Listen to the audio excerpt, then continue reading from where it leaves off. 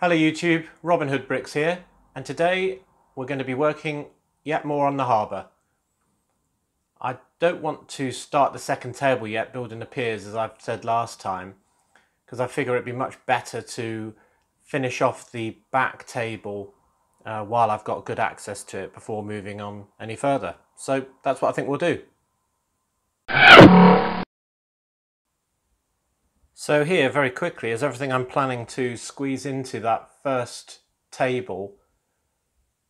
Obviously the boat at the quayside and all the little buildings on the far side. So let's deal with them one by one. So first of all, I've got the hideout building, Dock 13, from the Hovercraft hideout set, which is set 7045. Now I like this building, it's quite simple.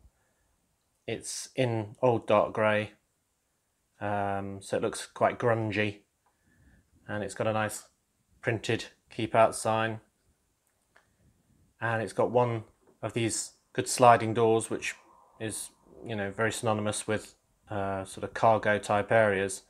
And what I've decided to populate this with is a little vignette where I have two robbers who've obviously come by a safe and they're trying to get it open in their hideout. So I think it's fair to say that you can never have too many hideouts for robber gangs and so on. So here's another one. We've also got a nice rat and a oil can, which also identify as a industrial building.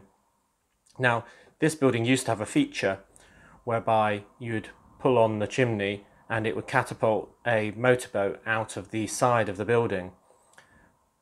It also, that set had a hovercraft, surprisingly, hovercraft hideout, and the hovercraft has the same function where it contains a small motorboat which you can fire out. So I'm having the motorboat in the hovercraft, and therefore I don't need that action play feature here, also because it's a bit of a duplication of the feature on the Crooks Island that we've put in already. And this one will be on dry land away from the water's edge, so it won't work so well.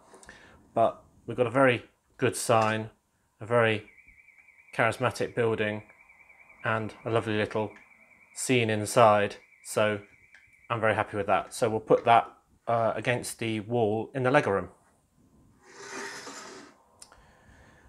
Next up, got this little shack. So this is from the set 60048 police dog unit, and it's just a very simple sort of shack building, and it's got some really interesting little almost coal chute type doors into it. And the original doesn't have a third wall on this side, so I've just added that in the same style just so it can be enclosed and look a bit better when it's against the wall in my LEGO room. Now the main feature of this was that it's got this sort of periscope style sort of spying hole, and if we look at the vignette I've set up in this one, it's actually the police. So we've got one policeman there with a sound dish and some headphones, and then we've got the second one, actually a lady using the periscope to look outside without being noticed. So those are two surveillance cops, and maybe they're trying to spy on the people in Dock 13, or maybe they're trying to spy on the people in Crooks Island that we've already put in. But either way, I think that's a good addition. Third in line on the buildings, I've got a very little office here for the City Lines, which is the name that's on the massive blue container ship that's part of the City Harbour set 7994, and it's just a very simple office, open backed with a computer, and I'm going to have that against the railings wall, so it won't need a back on it. If it does, then I'll put a panel on the back if it needs it, but I'm not sure it will, so it'll give us a bit more space. And then working in there can be the harbour master, who I've just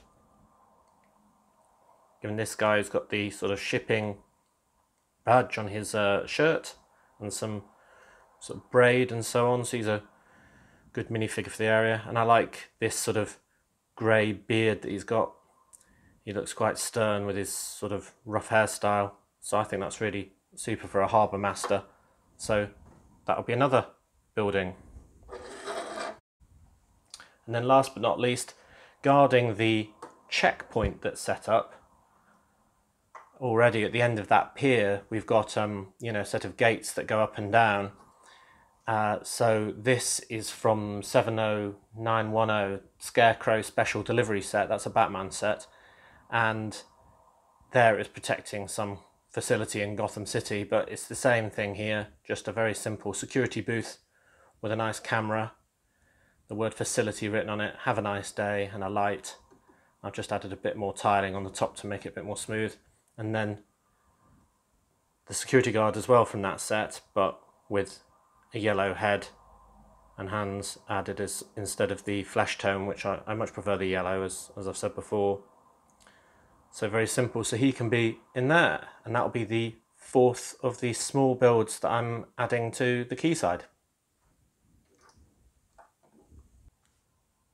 Now, in addition to that, we need a lot of smaller scenery as well. So with that in mind, I've got a little mock built gas container or LPG type container, and I've put some stickers on from a Lego set saying danger with a Lego skull and crossbones, just to show it's a chemicals. I mean, it's got the octane colouring, of course, but so that'll be good on the quayside. Also got one of those, whatever that is. It's sort of inspired by a small starter set build, but it just looks like a complicated piece of machinery that's on the side, maybe a compressor or something like that, or a generator. Then it's always good to have cylinders of LPG perhaps, or gasoline, or some barrels of assorted colours. We've got grey, brown, old brown, different rubbish bins. We've even got a spare welder's mask and torch just to have hanging around somewhere. A stevedore guy with a dolly with a box on the top, and of course some seagulls. You can never have too many seagulls. Now the other major thing we'll be adding is our first ship. Now this is a ship from 4645, which is the Harbour set, and it's a really nice boat with the wider body in green, which I think is the only time that it's been used that way. And it's got the farm line stickers on and the farm line logo on both sides, so it's a really, really nice boat. And what I've done is try to make the most of this as much as I can with my modifications, in that I've managed to give it 3 cargo bays instead of the 2 that it traditionally has. Now, when I got this set originally, I just thought there was a lot of wasted space at the back, and that it almost looked like I could squeeze a 3rd bay in. So I set about trying to make that the case.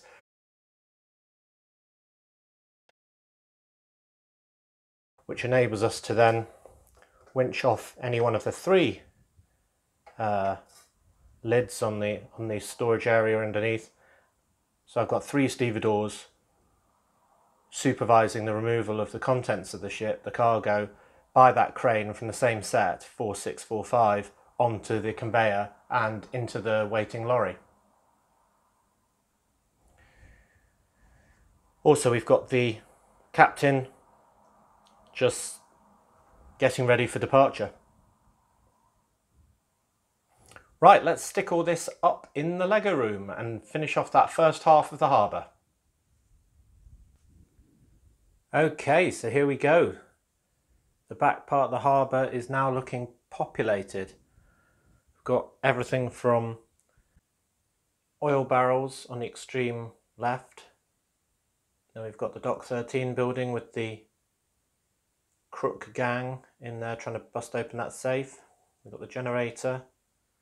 We've got the police surveillance shack with the periscope and the one of the seagulls on the roof.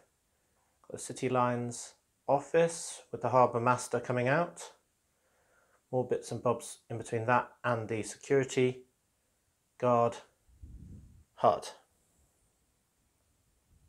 Also on the near side you can see we've got a stevedore pushing something along, another seagull on there.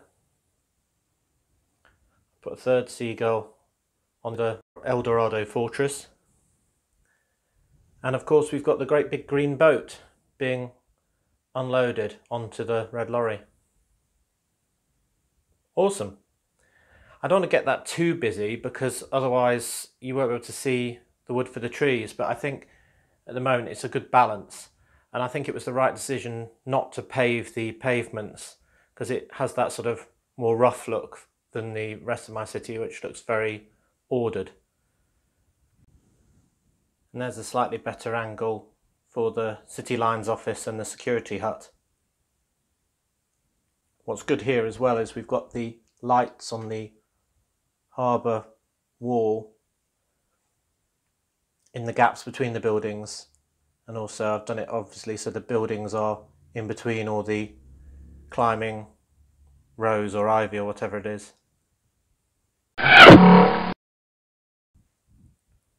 Right, well I think that's the first half of my harbour done. As I said before, the second half of the harbour will be towards us in front of this, so there'll be a couple more piers.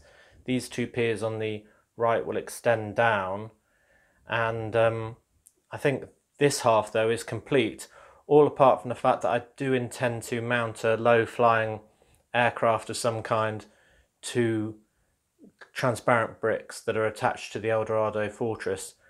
So apart from that, I think this has got the right amount of stuff in it. Right, so as always, thank you very much for watching. Do remember to like, comment and subscribe for more awesome LEGO videos.